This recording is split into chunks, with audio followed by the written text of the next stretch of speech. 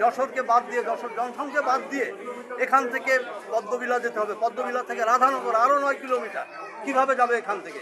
ওই মনিহারের ওখান থেকে বাস ধরে তারপরে যে ট্রেন ধরবে, এটা একটা সহজ বিষয় না। অতএব যশোর জংশনকে রেখে যশোর থেকেই এই ট্রেন চালু করতে হবে, সেই দাবিতে আমরা যশোরবাসী অনড়।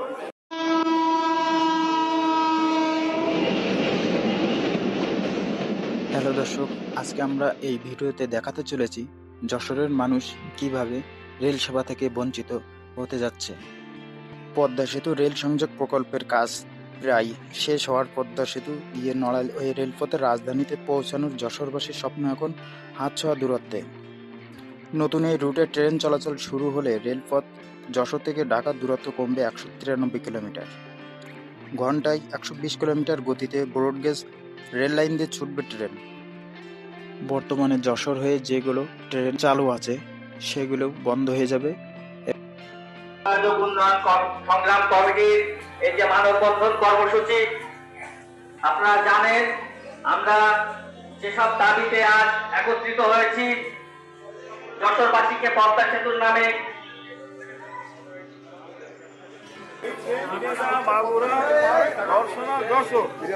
বৃহত্তর যশোর, এই যশোরের লোকজন সব বঞ্চিত হবে। এটা বঞ্চিত করা মানে কি, ট্রেন আয় থেকে বঞ্চিত হবে এবং লুজিং কনসার্ন হয়ে যাবে। আমরা সব জায়গায় বৈষম্য বিরোধী বলতেছি, আমরা চরম বৈষম্য বিরোধী। এটা বৈষম্য হচ্ছে, এটা আমাদের সঙ্গে চরম বৈষম্য করা হচ্ছে আমাদের সঙ্গে রেল কর্তৃপক্ষ। সড়ক পথে যশোর থেকে ঢাকা যেতে সময় লাগে মাত্র 3.5 ঘন্টা, যা আগের চেয়ে প্রায় অর্ধেক সময়। রেলপথটি ঢাকার কমলাপুর থেকে শুরু হয়ে নারায়ণগঞ্জ, মুন্সিগঞ্জ, মাদারীপুর, শরীয়তপুর, ফরিদপুর, গোপালগঞ্জ ও নড়াইলের উপর দিয়ে যশোর এসে পৌঁছে শেষ হয়। এই রেল লিঙ্ক প্রকল্পে যশোর থেকে 2.5 থেকে 3 ঘন্টায় ঢাকায় যাওয়া সম্ভব হবে। সংশ্লিষ্ট একটি সূত্রে জানা গেছে, এ মাসেই পদ্মা সেতু রেল প্রকল্পে ঢাকা, ভাঙ্গা, নড়াইল, খুলনা রুটে ট্রেন চলাচল উদ্বোধন করা হবে। যশোর শহর থেকে 18 কিলোমিটার দূরের পদ্মবিলা স্টেশন থেকে ঢাকার ট্রেন ধরতে যাওয়া এই অঞ্চল মানুষের অতিরিক্ত অর্থ ব্যয়, সময় নষ্ট ও অবাস্তব সিদ্ধান্ত বলছেন যশোরবাসী। পদ্মবিলা বলা হলেও স্টেশনটি পদ্মবিলায় নয়, যশোর সদর উপজেলার বাইরে বাঘারপাড়া উপজেলায় অবস্থিত। এটিকে প্রতারণা বলেও দাবি করা হচ্ছে। এ কারণে পদ্মবিলা জংশনের পরিবর্তে যশোর জংশন থেকে ঢাকা রুটে ট্রেন চলাচলের দাবিতে আন্দোলনে মাঠে রয়েছে বৃহত্তর যশোর রেল যোগাযোগ উন্নয়ন সংগ্রাম কমিটি। তারই ধারাবাহিকতায় যশোর রেল স্টেশন প্ল্যাটফর্মের সামনে একটি মানববন্ধন অনুষ্ঠিত হয়। এই মানববন্ধন থেকে অবিলম্বে দাবি না মানা হলে উদ্বোধনী অনুষ্ঠান ঘিরে কঠোর আন্দোলন ঘোষণার হুঁশিয়ারি দেওয়া হয়েছে মানববন্ধন থেকে। একই সাথে যশোর সহ এই অঞ্চলের মানুষের সুবিধার স্বার্থে 5 দফা দাবিনামাও তুলে ধরা হয়েছে মানববন্ধনে। এ সময় মানববন্ধনে বক্তারা যেসব দাবি তুলে ধরেন সেগুলো হলো: বেনাপোল থেকে ঢাকায় 2টি ট্রেন, দর্শনা থেকে যশোরে ঢাকায় 2টি ট্রেন ও খুলনা থেকে যশোর ঈশ্বরদী যমুনা সেতু হয়ে অন্তত 1টি ট্রেন ভালো রাখতে হবে। ঢাকায় অফিস ধরার মতো সময় যশোর জংশন থেকে ট্রেন দিতে হবে।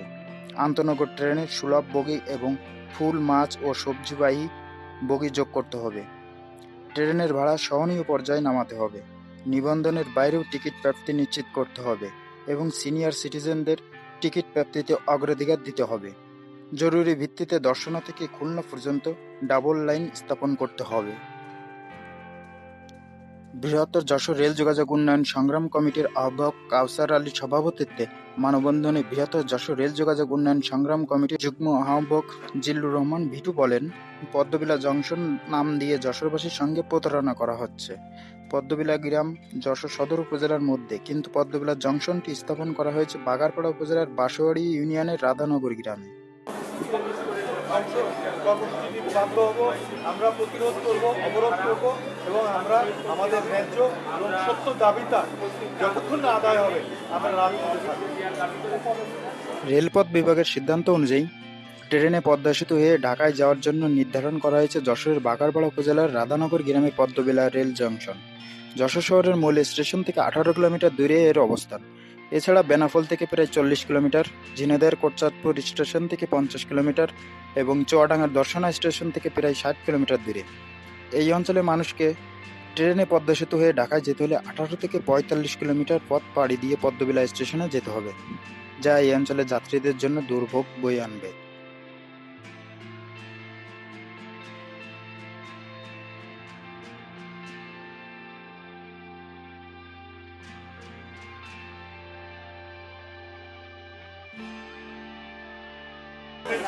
সরকারে ওই দিক দিয়ে না, সেই পথগুলো দিয়ে চলে যাবে।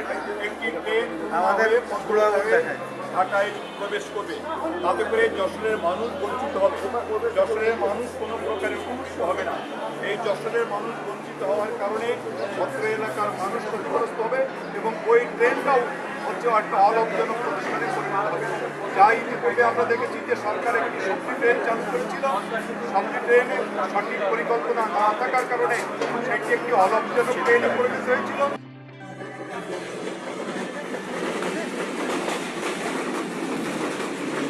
বৃহত্তর যশোর রেল যোগাযোগ উন্নয়ন সংগ্রাম কমিটির আহ্বায়ক জাতীয় হকি দলের ম্যানেজার কাউসার আলী বলেন, পদ্মবিলায় এসে যশোরের মানুষ ঢাকায় ট্রেন ধরবে, এটি হাস্যকর। মানুষ পদ্মবিলার পরিবর্তে মনিহার থেকে বাসে চড়েই ঢাকায় চলে যাবে। এ কারণে এই ট্রেনের প্রতি যাত্রীদের আগ্রহ কমতে শুরু করেছে। ফলে বিপুল সংখ্যক জনগোষ্ঠী রেল যোগাযোগের প্রকৃত সুবিধা থেকে বঞ্চিত হবেন। তেমনি বিপুল সংখ্যক যাত্রী হারিয়েও রেল রাজস্ব আয়ে পেছনের দিকেই ধাবিত হবে। তাই ভোগান্তি লাঘব বৃহত্তর জনগোষ্ঠীর স্বার্থে পদ্মা সেতু রুটের সঙ্গে বেনাপোল, যশোর, দর্শনা ও কোটচাঁদপুর রেলওয়ে স্টেশন সংযুক্ত করার দাবি এ অঞ্চলের মানুষদের। মানববন্ধনে বৃহত্তর যশোর রেল যোগাযোগ উন্নয়ন সংগ্রাম কমিটির সদস্য সচিব ইঞ্জিনিয়ার রুহুল আমিন বলেন, এই পদ্মা সেতু হয়ে ভাঙা হয়ে পদ্মা সেতু হয়ে ঢাকায় যাওয়ার জন্য রেল মন্ত্রণালয় যে প্রশাসনের আশ্রয় নিয়েছে, যশোরকে বাদ দিয়ে, যশোর জংশনকে বাদ দিয়ে এখান থেকে পদ্মবিলা যেতে হবে। পদ্মবিলা থেকে রাধানগর আরও 9 কিলোমিটার। কিভাবে যাবে এখান থেকে? ওই মনিহারের ওখান থেকে বাস ধরে তারপরে যে ট্রেন ধরবে, এটা একটা সহজ বিষয় না। অতএব যশোর জংশনকে রেখে যশোর থেকেই এই ট্রেন চালু করতে হবে। সেই দাবিতে আমরা যশোরবাসী মানববন্ধন কর্মসূচি পালন করছি। আগামীতে যদি এই দাবি মানা না হয়, আমরা যশোরবাসীকে সাথে নিয়ে আমরা এই কর্মসূচি সফল করবো। অবরোধ করবো, মানববন্ধন করবো, যত রকম কর্মসূচি আছে আমরা দিতে বাধ্য থাকবো। ধন্যবাদ। তিনি আরও বলেন, এ মাসেই পদ্মা সেতু রেল প্রকল্পে ঢাকা-ভাঙা নড়াইল খুলনা রুটে ট্রেন উদ্বোধন হবে। তাতে আমরা বঞ্চিত হচ্ছি। 3টি ট্রেনের বদলে আমরা মাত্র 1টি ট্রেন পাব।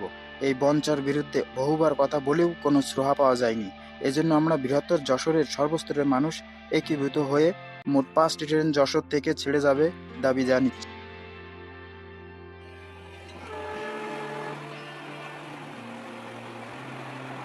বৃহত্তর যশোর রেল যোগাযোগ উন্নয়ন সংগ্রাম কমিটির যেটা সুন্দরবন, সেটা টাঙ্গাইল হয়ে ঢাকায় যাক, চিত্রা টাঙ্গাইল হয়ে ঢাকায় যাক, এবং দর্শনা থেকে 2টো ট্রেন আমরা সেই এই পাশ দিয়ে যেতে পারি। যদি শিডিউলটা ঠিক করা হয়, তাহলে আমাদের ঝিনেদা, যশোর এবং এই অঞ্চল সুবিধা হয়। আমরা সবজি ট্রেনের কথা বলেছিলাম, গভর্নমেন্ট সেই সিদ্ধান্ত নিয়েছে, কিন্তু তার জন্য যে মেকানিজম করা দরকার, যে ব্যবস্থাপনা দরকার, সেটা তারা আলোচনা করেনি।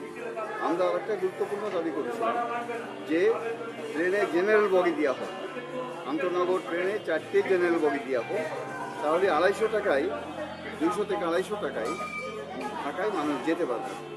গভর্নমেন্ট, নতুন যে গভর্নমেন্ট এসছে জনগণের অভ্যুত্থানের ভেতর দিয়ে, আমরা আশা করছি যে তারা এই সমস্ত বিষয়গুলো বিবেচনা করবে এবং জনগণের যে চাপ, জনগণের যে ঐক্যবদ্ধতা, এটাও আমাদের জন্য জরুরি। সেজন্য আমরা যশোরের মানুষ, সেই অঞ্চলের মানুষ ঐক্যবদ্ধ থাকার জন্য আহ্বান। এই যে পরিকল্পনার কোনো অভাব আছে কিনা, যে রেল মন্ত্রণালয় যেটা যে পদ্মবিলায় যে স্টেশন করলো, যশোরবাসী তো সুফল কাঙ্ক্ষিত যে সুফল পদ্মা সেতুতে পারছে না, এটা তো পরিকল্পনার কোনো অভাব দেখছেন কিনা?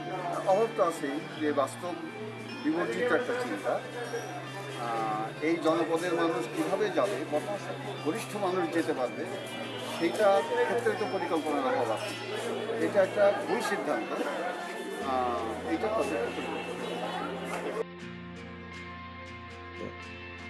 যশোরে ট্রেন না আসায় এই ট্রেন চালু হওয়াতে যশোরের মানুষ বঞ্চিত হয়ে যাচ্ছে। ধন্যবাদ দর্শক, আমাদের ভিডিওটি সম্পূর্ণ দেখার জন্য। এ ধরনের এক্সক্লুসিভ ভিডিও পরবর্তীতে আরও দেখতে আমন্ত্রণ জানাই।